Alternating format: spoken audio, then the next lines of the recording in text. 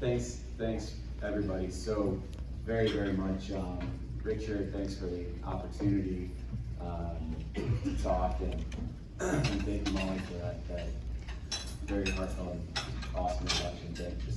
Thank you. But I always, I do a lot of talks across the country, virtually, in person, more often than not. And one of the things that really hits me is, I go and go into meetings pre-talk with people, and they're like, oh, we just want you to inspire people and have this inspirational message and all that, and I'm not gonna lie. So, there's probably a handful of you in this room that have heard like, you're an inspiration, and a lot of us at one point in our lives took that as kind of a it was a two-pronged thing. It was like, that's awesome. I'm glad I can inspire you, but on the other hand, I don't know if I just want to be seen as regular. So and something that I was talking with Richard about this summer. He was like, Kyle, I'm looking at your Strava profile, and like, man, you're nothing special. I mean, you're just running. So it's like, how do you run these 18-minute 5Ks off the bike and all that? And I'm like, well, Richard, I mean, I don't. You're right. I don't do anything that special. And I think something that I've grown over the years to understand is that inspiration has really been misunderstood. I think in the disability community we can sometimes see things as inspiration porn or anything like that, but I did a lot of thinking over the last couple of years, and inspiration, really all it is, if we boil down to it, it's just something that makes you think or feel. It's something that gives you hope. And that inspiration can come from anything. That can come from, hearing about someone that completed a 100-mile run. It can come from, the fear of, not wanting to go down an unhealthy road. For me, I like you heard, I lost my sight when I was 6 years old, and I was a scared little kid, and I happened to meet a totally blind man that was climbing mountains all around the world, and then that gave me hope that, hey, maybe when I can grow up, I can be like that guy. And so I chased that dream, that vision of being some world-class athlete. And eventually I got to a point where I had rock climbed competitively. I had gotten into downhill skiing. I was a high school and college wrestler, like you heard, and I graduated from college in 2013, and there was no confidence issues. I can assure you that, because I was hot stuff. I mean, I had the classic millennial mindset of, man, I am so hot that I am going to apply for every job CEO above. Eventually I figured out that didn't work, so I started climbing my way down the corporate ladder.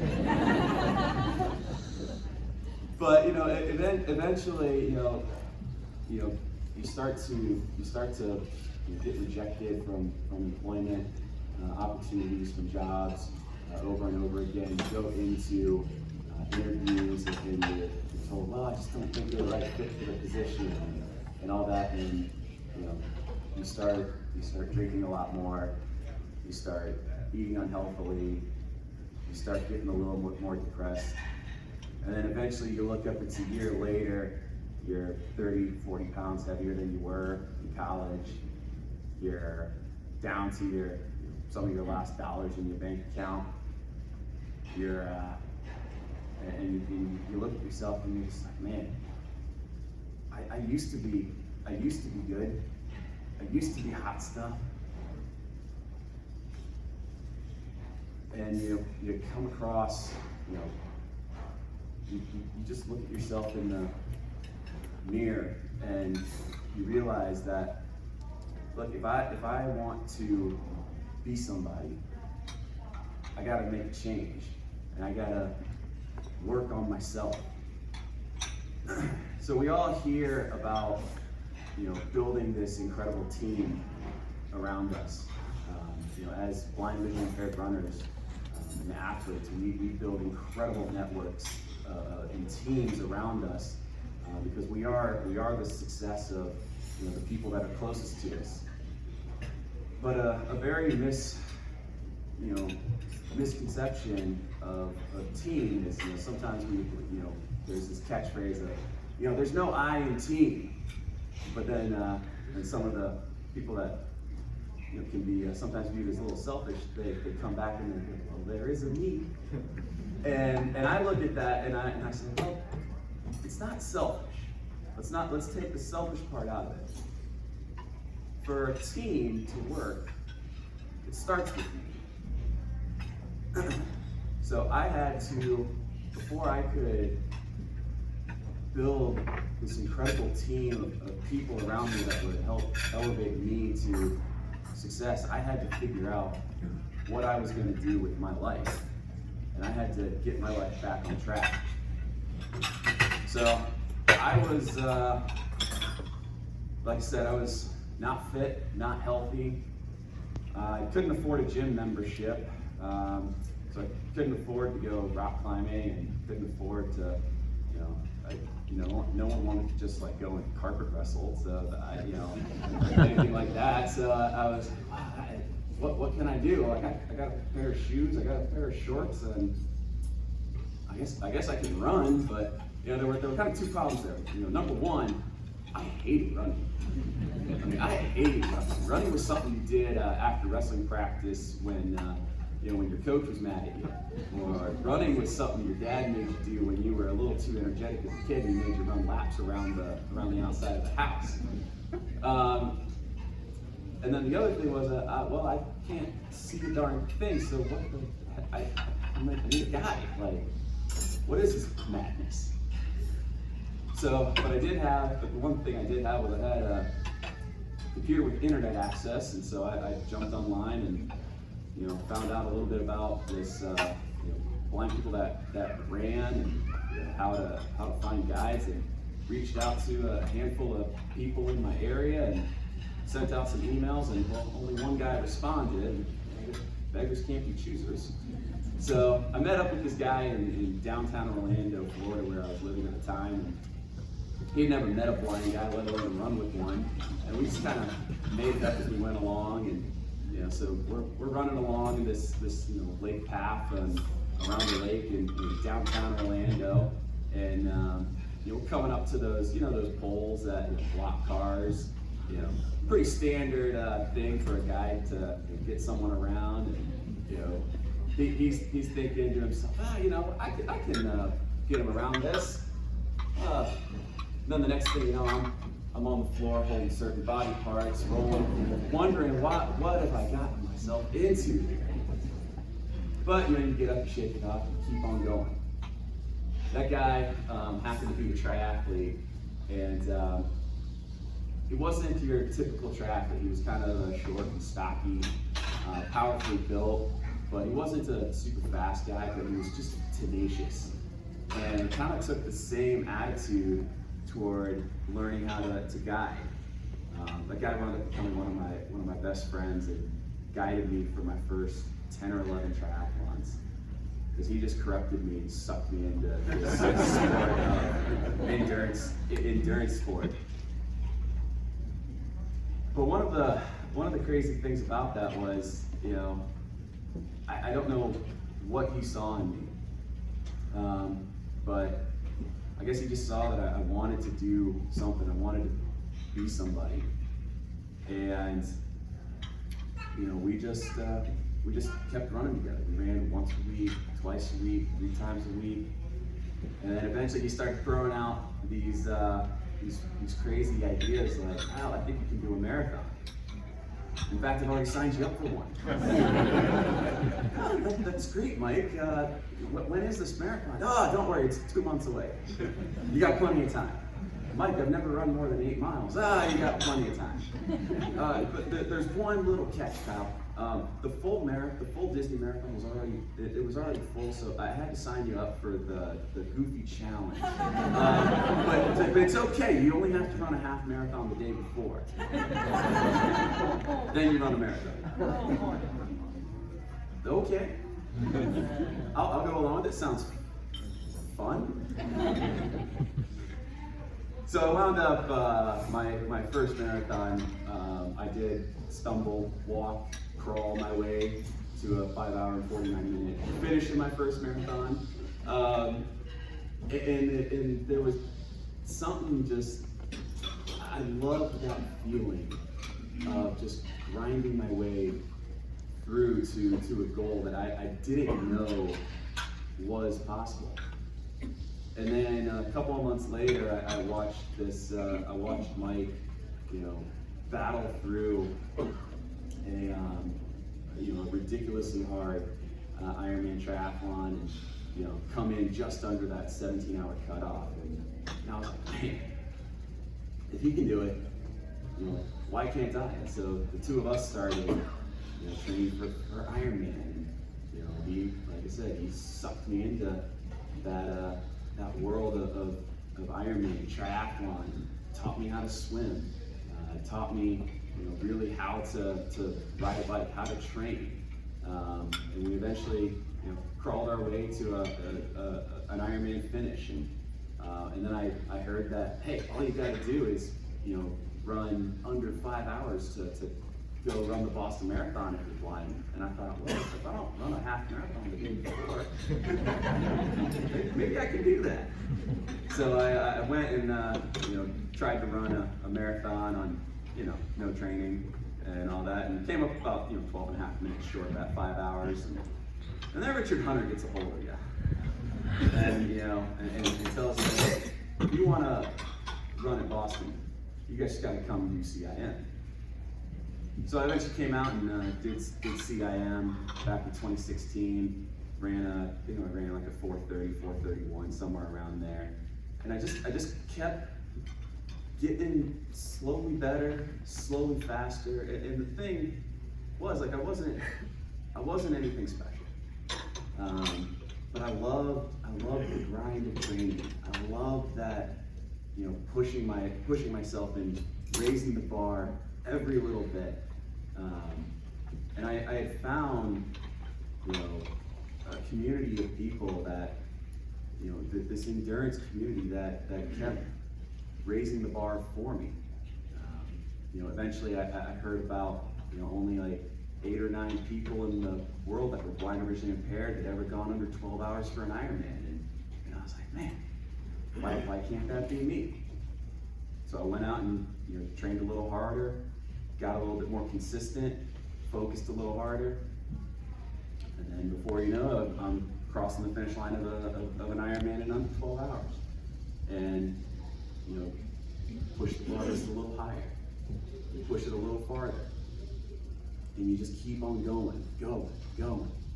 And then before you know it, you look up and USA Triathlon's dialing you up and saying, hey, you know, what the heck are you doing that long stuff? Like, come race for an hour and try to qualify for the Paralympics. And I was like, man, I love doing this Ironman stuff, but man, the chance to go represent my country, the chance to learn from some of the best trainers and athletes in the world, I couldn't pass up that opportunity. So in 2019, I picked up my life and I moved to Colorado Springs and you know, lived full time at the Olympic and Paralympic Training Center. And I went from just being consistent and just doing these simple little things, like, you know, consistently getting out and running, consistently getting out and biking and swimming. And I had just been doing what I like to call just doing stuff stupidly simple. So I was just doing stuff stupid simple. Get out, run, bike, swim, maybe lift a weight or two. And I got to the training center, and I started learning how to do those simple things a little bit better, and a little bit better. And then before you know it, at the beginning of 2019, I had only run like a 22-minute 5K ever in my life. That was my fastest in 4 or 5 years of running experience. And then by the end of 2019, I was down to just a 19-minute and 30-second 5K off the bike. And then we go through a COVID year, and my coach just tells me to just keep an eye on your vision, stay focused. All those simple things that we've been doing, swimming, biking, running, all that experience that you have, all you got to do is just do those simple things well. And then eventually, we get to the first race of the season. This year in 2021, the qualification window has opened up again for Tokyo, and I was a long shot at this point to make the team, and somehow, some way, pulled out some performance that I don't know where it came from, but came out of the water second, right on the feet of one of the best swimmers in the world. And he and I just went back and forth for the whole race. He was leading the bike, then I was leading the bike. We get to the run and we are back and forth. He's running off my left shoulder, and my guide is telling him, man, you gotta pick it up. You just gotta stay in front of him. Just stay in front of him. And eventually you turn the corner and you know when you gotta go. And you throw it down and you run away from a competitor that's chasing you. And when you cross the line and get your first international win, it's a special feeling. You celebrate with your teammates, with your guide, the people that have been there every step of the way for you. And eventually you go on to take second place at a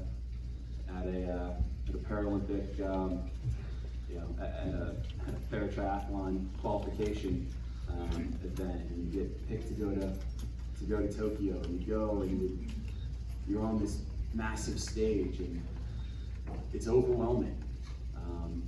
Paralympics is a totally different stage.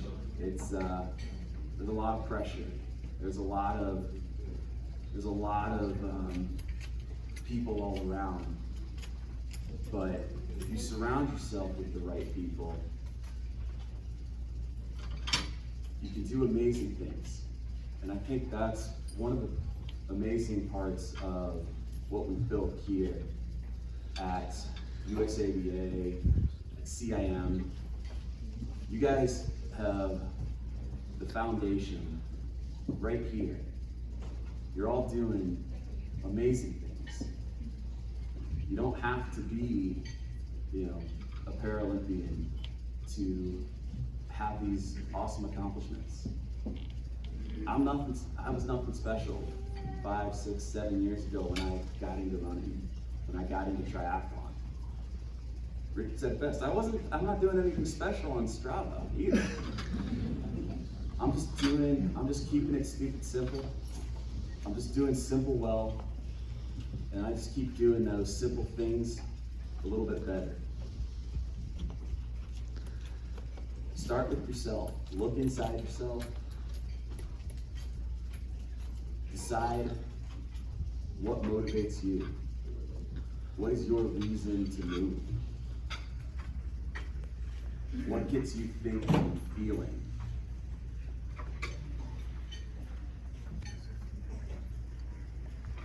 And then what you do is you just take that energy and you push that bar a little higher. You push it a little farther. Maybe that means tackling your first marathon tomorrow. Maybe that means tackling only your second half marathon tomorrow.